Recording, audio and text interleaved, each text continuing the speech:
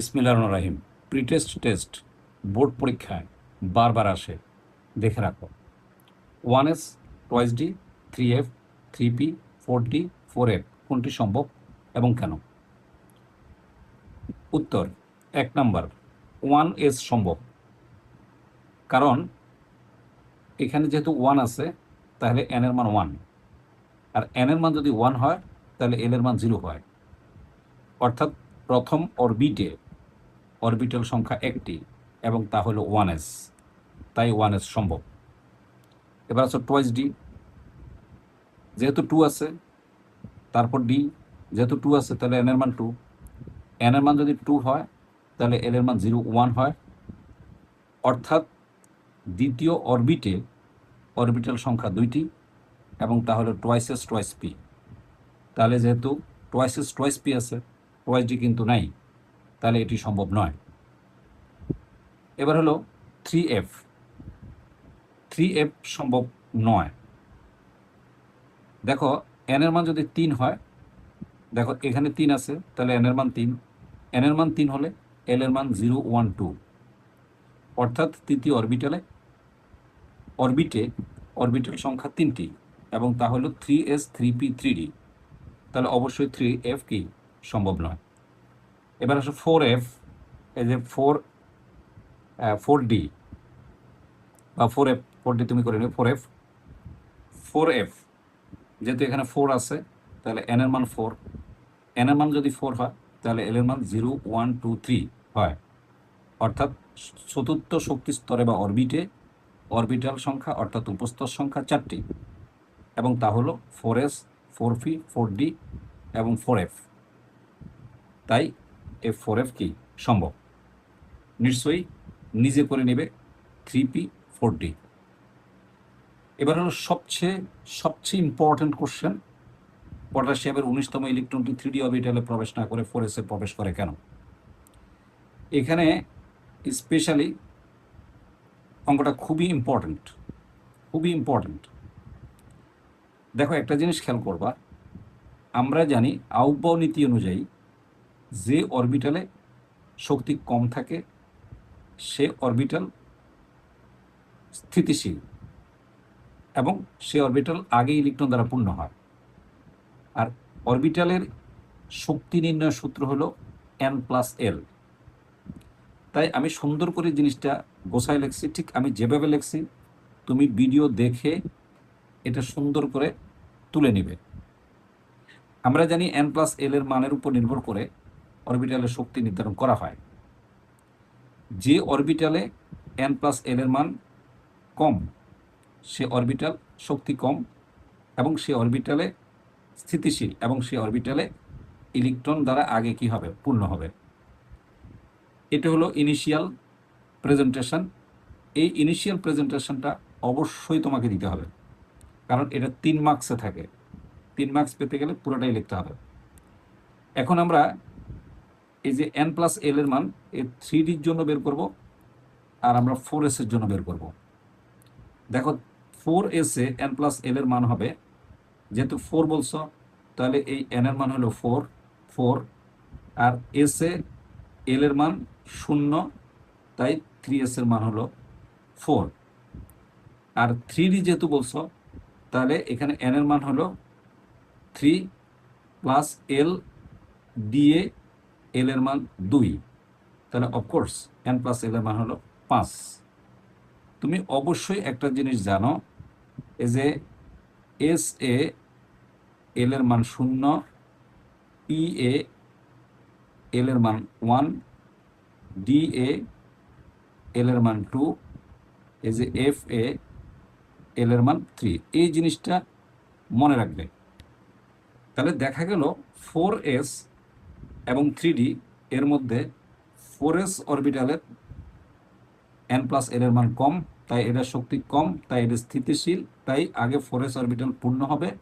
পূর্ণ হওয়ার পর পরবর্তী ইলেকট্রনটা 3d অরবিটালে যাবে।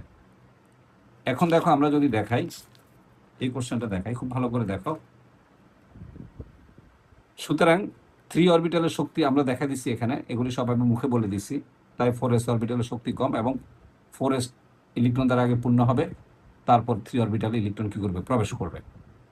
যদি পারো এই জিনিসটা সুন্দর করে মানে যদি দাও তাহলে নাম্বারটা সবচেয়ে বেশি ক্যারি হবে।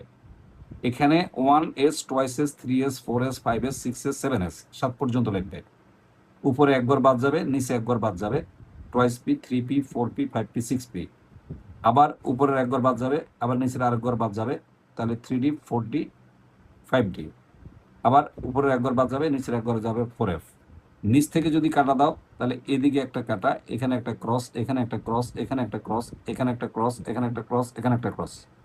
তার মানে প্রথমে ইলেকট্রনটা এখানে প্রবেশ করবে, তারপর এখানে, তারপর এখানে, তারপর এখানে, তারপর এখানে, তারপর এখানে, তারপর এখানে, তারপর এখানে, এভাবে প্রবেশ করবে। তাহলে যেহেতু আমার 4s তার 3Dর কথা বলে, দেখো এখানে 4s আছে, এখানে 3D আছে, তাহলে আগে কিন্তু 4s পূর্ণ হবে, তারপর 3Dতে ইলেকট্রন যাবে। এখন যদি আমরা পটাশিয়ামের ইলেকট্রন বিন্যাস করি তাহলে দেখো এই যে 1s2 2s2 2sp6 3s2 3p6, এ দেখো 3Dতে ইলেকট্রন প্রবেশ করে নাই। 3Dতে ইলেকট্রন প্রবেশ করে নাই কারণ 3D শক্তি বেশি। তাই এই পর্যন্ত হলো, দেখো এই যে এই পর্যন্ত হলো 18টা ইলেকট্রন। তাহলে 19 নম্বর যে ইলেকট্রনটা আছে সেটা 3Dতে প্রবেশ করে নাই, প্রবেশ করছে কোথায়, এই যে 4s-এ।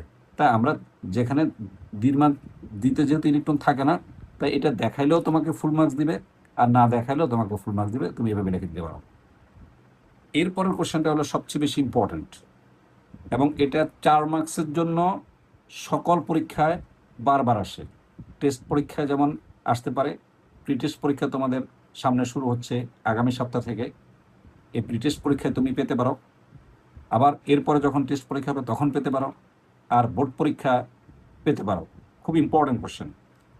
সেটা হলো এই ক্রোমিয়াম, কপার, মলিবডেনাম এবং সিলভার, এদের ইলেকট্রোবিন্যাস সাধারণ নিয়মের ব্যতিক্রম কেন? এরা সাধারণ নিয়ম মানে না। এখানে আমি খুব সুন্দর করে লিখে দিছি, নিশ্চয়ই তুমি এই ভিডিওটা দেখে হোল্ড করে ক্রমান্বয়ে এই লেখাগুলো লিখে দিবে। এই লেখাগুলো আমি সংক্ষেপে বলে দিচ্ছি। সেটা হলো ডি অরবিটালে ইলেকট্রন বিন্যাসের একটা নিয়ম বা রীতি আছে। আমরা জানি ডি অরবিটালে সর্বোচ্চ ইলেকট্রন ধারণ ক্ষমতা হলো 10টি, আর এই 10-এর অর্ধেক হলো 5।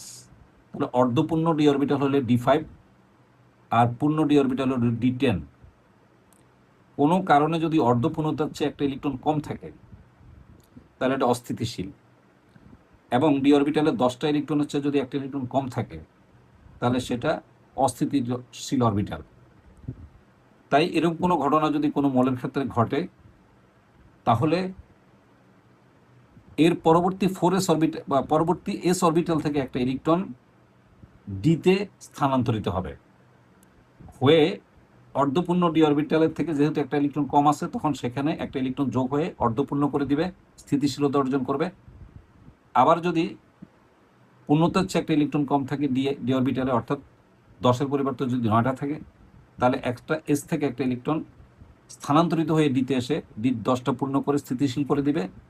এটা হলো ইলেকট্রন বিন্যাসের সাধারণ নিয়মের ব্যতিক্রম।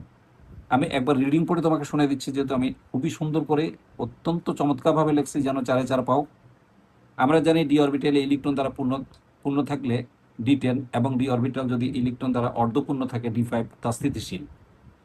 কিন্তু ডি অরবিটালে পূর্ণতার চেয়ে যদি একটা ইলেকট্রন কম থাকে অর্থাৎ D9 থাকে, অথবা অর্ধপূর্ণতার চেয়ে একটা ইলেকট্রন যদি কম থাকে অর্থাৎ D4 থাকে, তাহলে এটা অস্থিতিশীল। তাই অর্ধপূর্ণতার চেয়ে একটা ইলেকট্রন কম এবং পূর্ণতার চেয়ে একটা ইলেকট্রন কম এবং অর্ধপূর্ণতার চেয়ে একটা ইলেকট্রন যদি কম থাকে তাহলে এটা অস্থিতিশীল অরবিটাল হয়। তাই স্থিতিশীলতা অর্জন করার জন্য পরবর্তী এস অরবিটাল থেকে একটা ইলেকট্রন ডি অরবিটালে স্থানান্তরিত হয়, যা ইলেকট্রন বিন্যাসের সাধারণ নিয়মে ব্যতিক্রম। এটা কার ক্ষেত্রে ঘটবে? কপার, ক্রোমিয়াম, মলিবডেনাম এবং সিলভারের ক্ষেত্রে এই ঘটনাগুলো ঘটে। এদের ইলেকট্রন বিন্যাস সাধারণ নিয়মের ব্যতিক্রম। এটা সিকিউতে থাকবে, অনেক সুন্দর করে থাকবে, তুমি দেখলেই পারবে ইনশাল্লাহ, অসুবিধা নেই। যেমন ক্রোমিয়াম, খুব ভালো করে খেয়াল করো, ক্রোমিয়ামের ইলেকট্রন সংখ্যা হলো 24। দেখো 1s2 2s2 2sp6 3s2 3p6 3p4, দেখো এই যে দেখো 3d4, এই যে 4, এই যে 4s2, দেখো এটা সাধারণ নিয়ম, কিন্তু এই ইলেকট্রন বিন্যাসটা ভুল। কেন ভুল? কারণ এটা অস্থিতিশীল ডি অরবিটাল। তার মানে তখন এস থেকে একটা ইলেকট্রন ডিতে স্থানান্তরিত হবে।